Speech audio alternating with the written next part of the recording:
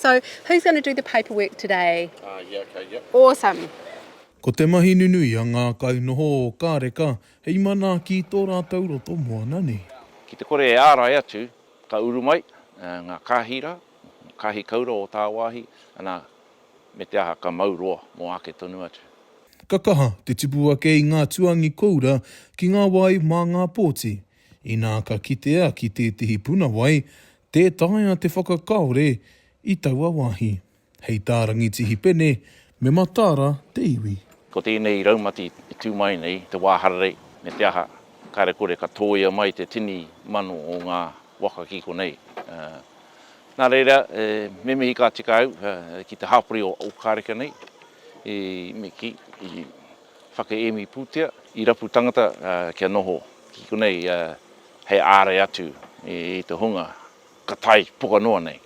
Ko te aki nui o te kāhui manaki i te moana o Ōkāreka, kia tai mai ngā waka kiko nei, kia aramata waia, kia horoia, kātahi ka whakamaroke i ngā waka ka eke ki runga i te moana. As soon as we heard what was happening, we said, yep, put our hand up. We're here for the summer, put our names down so we can make sure that everybody's access to this beautiful, clean lake is preserved. He aronga nui tā te trati o ngā roto o Te Arawa ki te ārai me te mana ki te taiao o ngā roto moana.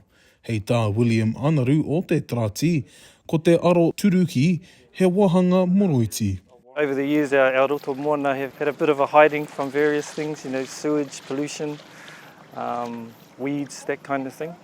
And the gold clam is just another threat to destroy our taonga. So getting everybody together to kind of focus in on gold clam or kahipura.